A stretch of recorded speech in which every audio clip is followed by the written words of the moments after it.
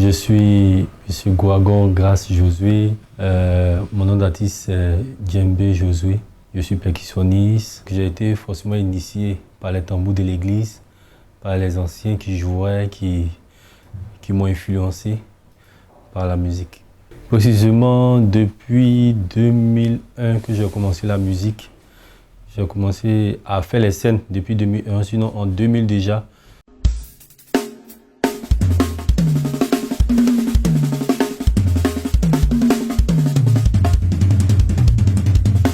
J'ai commencé à toucher déjà l'instrument. C'est en 2001 que j'ai commencé à faire les scènes jusqu'à aujourd'hui. On m'appelle généralement Monsieur Josué Djembe à cause de l'instrument que je pratique. Je m'appelle Djembe Josué Djembe. Ma passion pour la musique vient de ma présence à l'église. Je suis chrétien évangélique. Par la grâce de Dieu, j'ai eu à côtoyer les grands maîtres du tam-tam. À l'église, ils m'ont beaucoup influencé par les manières de jouer. Cette précision qui m'a donné une influence à aimer la percussion, à aimer la musique. Déjà, je suis issu d'une famille chrétienne, alors ma conversion a été très simple. À suivre les parents jusqu'à devenir majeur, j'ai compris l'importance de suivre le Seigneur Jésus et de l'accepter, de croire en lui et de vivre avec lui comme un modèle. Je pourrais dire, tout se résume dans la Bible, dans Somme 150, verset 6, où Dieu parle de tout ce qui respire doit louer l'Éternel. Je respire, donc je dois louer l'Éternel avec tous les moyens qui me viennent sur la main, que ce soit la percussion, que ce soit les autres instruments de musique, tout doit louer l'Éternel.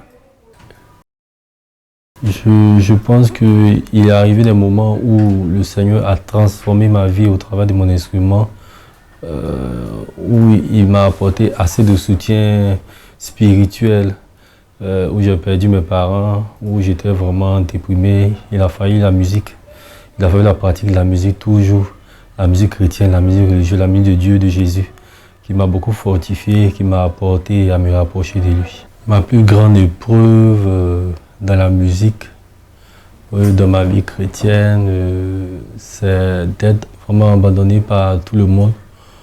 Là où j'avais vraiment besoin des autres, là où j'avais besoin de soutien, soit financier, parce que j'avais dit que j'ai perdu les parents, là je suis livré à moi-même. Il faudrait repartir à zéro, il faudrait reprendre sa vie. Donc là c'était vraiment difficile.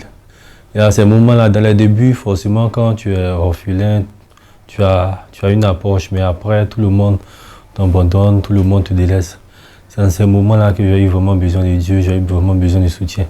Et il m'a aussitôt ramené à la musique, qui a été vraiment une bénédiction, qui a été vraiment une grâce pour moi, pour me relever avec des chants, avec des cantiques qui m'inspiraient, qui me passaient par l'esprit. Et par ces cantiques-là, je donnais toujours vie, de la joie à mes moments de vivre. Personnellement, c'est vraiment triste pour ceux qui ne croient pas en Jésus. Parce que Jésus est tellement bon, est tellement bien. La première des choses qu'il fait pour nous, c'est le souffle de vie. Parce que nous savions dans la tradition africaine, dans le monde, combien de fois le diable, par ses agents, nous veut du mal, nous veut la mort, nous veut la tristesse. On voit plein de personnes qui souffrent, qui sont déprimées, qui n'ont plus d'espoir, qui sont abandonnées par les maris, par leur famille. On pense que c'est les personnes qui nous abandonnent, mais c'est plutôt le diable qui manipule ces personnes. Alors, si nous ne croyons pas en Jésus, qui est notre sécurité, qui est notre prudence, qui nous permet d'avoir tout ce que nous voulons, c'est vraiment triste. Jésus est la solution à tout ce que nous voulons. J'ai commencé en regardant les anciens jouer. Déjà, dans notre église, c'était une église à Ness. Donc, on priait dans une salle de classe. Donc, le groupe musical était en face de nous. Nous étions sur les tables des classes en train de suivre le culte. Et là, quand le percussionniste joue, il m'a tellement influencé par sa manière d'adorer Dieu avec son instrument, d'être disposé, d'être concentré. J'étais obligé de reproduire les mêmes jeux qu'il faisait sur les tables. Donc au fur et à mesure que je reproduisais, il m'arrivait de jouer comme lui. Bon, pas totalement comme lui, mais à l'approche comme lui.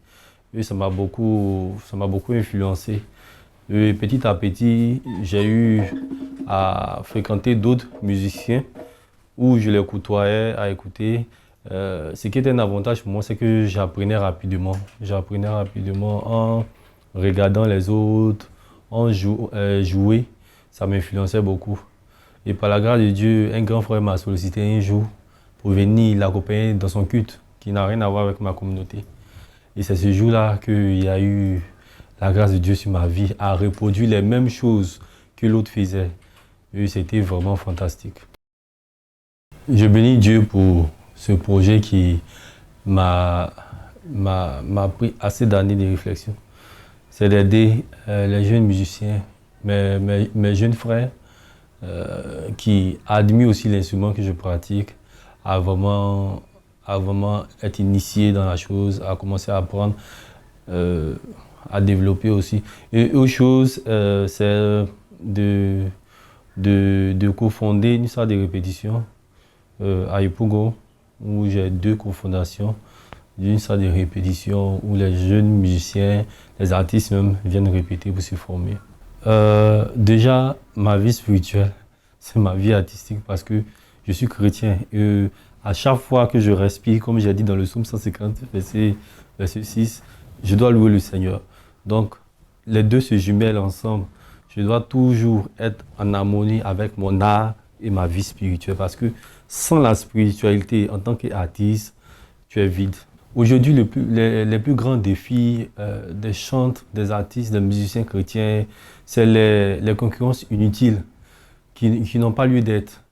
On ne se focalise pas sur la personne de Jésus, qu'est-ce qu'on doit apporter au corps du Christ, mais plus à ce qu'on doit gagner, plus à comment on va terrasser l'autre, comment on va diminuer l'autre pour se glorifier, pour être l'icône de la musique. Or, nous sommes comme des évangélistes du moins, dans le corps du Christ. Dans mon ministère, je souhaite impacter les jeunes qui embrassent la musique chrétienne.